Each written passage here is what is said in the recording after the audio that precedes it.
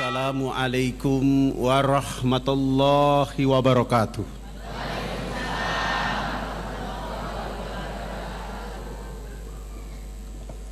Innal hamdalillah nahmaduhu wa nasta'inuhu wa nastaghfiruh wa na'udzu billahi min sururi anfusina wa min sayyiati a'malina. May yahdihillahu fala mudilla lahu wa may yudlil fala hadiya lahu.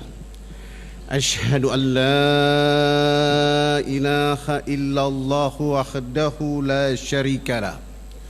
Khasana bi khairi kitabi unzil wa akramana bi khairi nabi ursil wa atamma alaina bi ni'mati dini surya dinul Islam. Qala Allah ta'ala fil kitabil aziz, al-yawma akmaltu lakum dinakum wa atmamtu alaikum ni'mati wa raditu lakumul islam madina. Wa asyhadu anna Muhammadan abduhu wa rasul allazi adal amanat wa ballaga rasala wa nasaha lil ummat wa jahada fil haqqi jihad wa tarakana mahajjatal ba'ida ila iluha kana hariha. Allahumma salli wa sallim wa barik ala sayyidina wa maulana Muhammad wa ala alihi wa ashabi ajmain. Para alim ulama, para mujahid mujahidah yang dirahmati oleh Allah Subhanahu wa taala. Puji syukur selalu mengalir di sela-sela jiwa raga kita memuji Allah Tabaraka wa taala. Oleh karena segala limpahan rahmat dan kasih sayangnya, alhamdulillah, di waktu subuh duha hari ini Allah menggerakkan jiwa raga kita untuk berbondong-bondong membanjiri majelis ini. Semoga Bapak Ibu dan kita semua yang duduk di majelis ini, kita sedang proses belajar duduk di taman-taman surganya Allah Subhanahu wa taala. Salam teriring selawat kepada manusia agung, manusia sempurna, mubalik terbaik dari Allah Subhanahu wa taala, yang sengaja dikirim oleh Allah untuk penduduk akhir zaman, datang dengan ketenarannya, datang dengan kedamaiannya, datang dengan membangun paradigma dan peradaban baru untuk penduduk manusia hidup di akhir zaman. Kita tidak menatap wajahnya, kita tidak duduk bersamanya, kita juga tidak mendengar kata-kata langsung dari Rasulullah Muhammad SAW. Tetapi warisan Rasulullah SAW membuat kita mampu membanjiri majelis-majelis taklim di seluruh muka bumi, termasuk kita yang ada di dalam keluarga besar Ikatan Kader Dai Kota Kediri.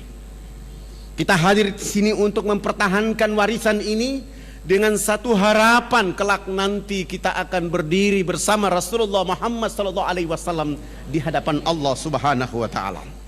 Sebuah perguruan terkemuka di Makassar waktu itu, ketika saya masuk kuliah di fakultas itu, pelajaran mata kuliah agama Islam, saya masuk di ruangan itu, semua orang di dalam itu gagah, ganteng, cantik. Saya yang mengotori ruangan mata kuliah agama Islam waktu itu. Akhirnya apa yang terjadi? Ketua jurusan menyampaikan kepada dosen mata kuliah agama Islam agar saya segera diusir dari ruangan itu. Saya tidak tahu, tiba-tiba dosen mata kuliah agama Islam dia masuk di ruangan itu dan menyampaikan, yang merasa bukan Islam silakan keluar karena hari ini mata kuliah agama Islam. Saya tidak keluar. Saya baru bangun dari tempat duduk saya, kebetulan saya duduk paling depan. Saya maju ke depan kelas dan saya bilang sama dosen, sama teman-teman mahasiswa waktu itu, sebelum saya tinggalkan ruangan mata kuliah agama Islam, saya minta tolong Pak dosen, tolong bawa Al-Quran keliling kami di ruangan ini. Saya ingin mendengar secara langsung teman-teman saya yang ganteng dan cantik membaca Al-Quran. Sesudah itu baru saya keluar. Pertanyaan yang kedua, apakah agama Islam itu hanya untuk orang Bugis, Makassar dan orang Arab saja, ataukah agama Islam itu rahmat untuk seluruh alam semesta? Pertanyaan yang ketiga, siapakah sahabat Nabi rambutnya keriting, badannya hitam keling, suaranya merdu? Dosen tidak menjawab pertanyaan pertama dan kedua, tapi langsung membawa Al-Quran mengelilingi kami dalam ruangan. Di depan muka saya minta Al-Quran. Dosen juga belum percaya bahwa saya muslim. Lewat saja sampai urutan mahasiswa 45, 46, dan saya merampas Al-Quran dari tangan dosen dengan urutan 47. Subhanallah. Begitu saya buka Al-Quran secara acak-acakan, surat yang diperlihatkan oleh Allah kepada saya adalah surat Al-Hasyr, yang artinya pengusiran.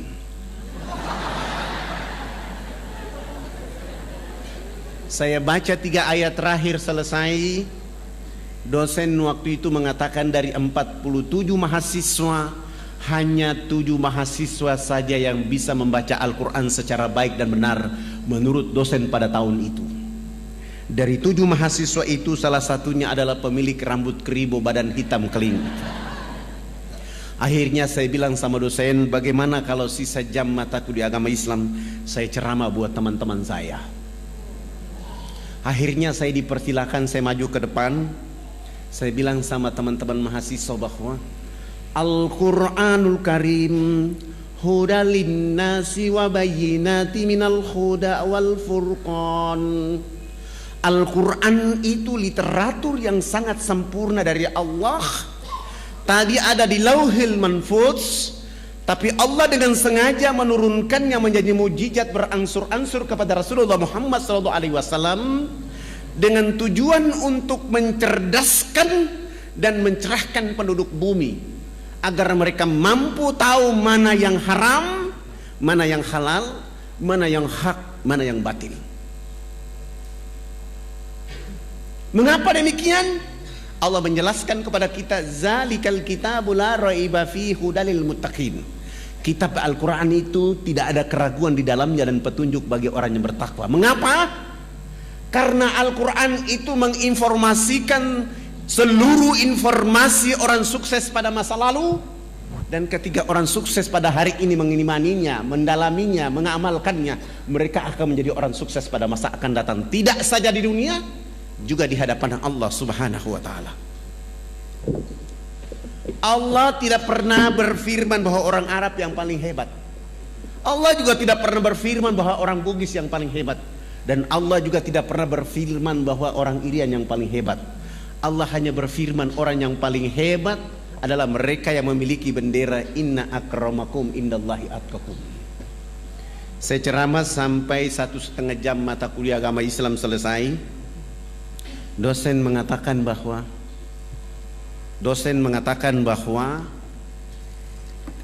dari 47 mahasiswa itu, maka hari ini kita memberi hadiah kepada Fadlan supaya tidak boleh lagi mengikuti mata kuliah agama Islam.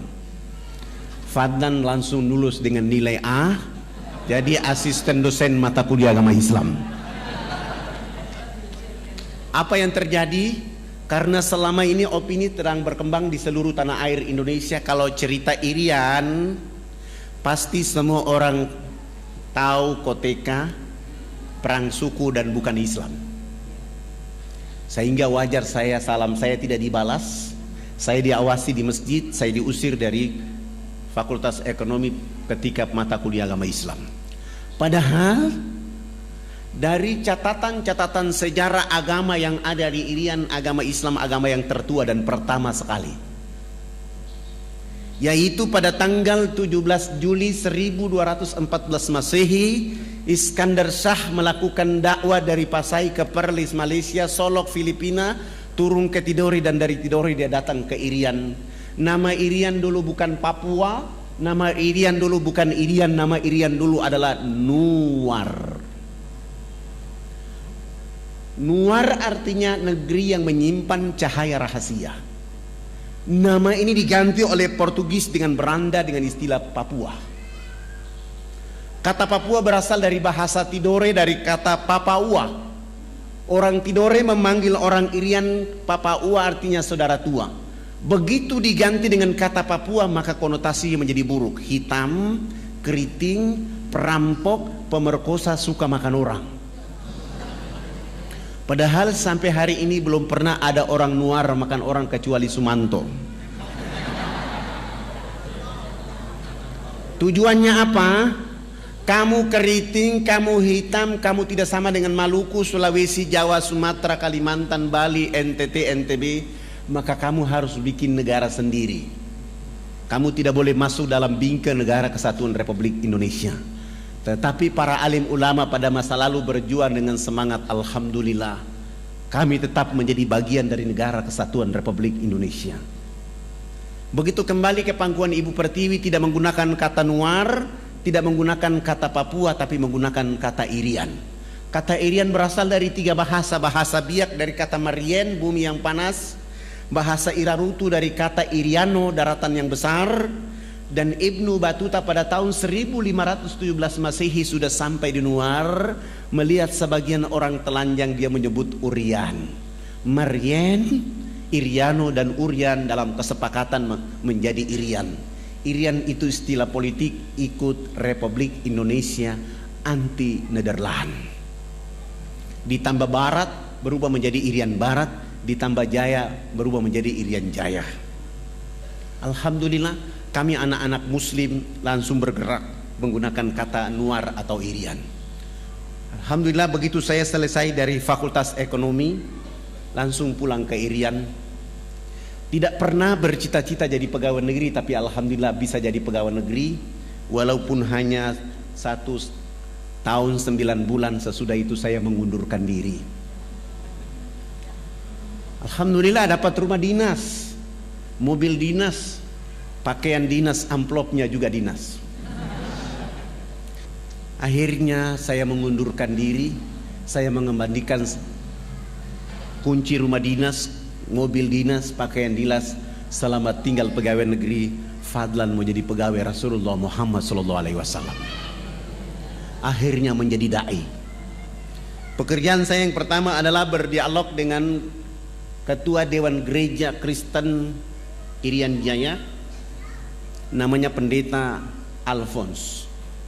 Pendeta Alphonse ini kenapa saya harus berdialog dengan beliau? Karena beliau orang yang paling membenci kehadiran saya di Jayapura. Karena saya bergerak bicara dakwah dari kantor, masjid, musola.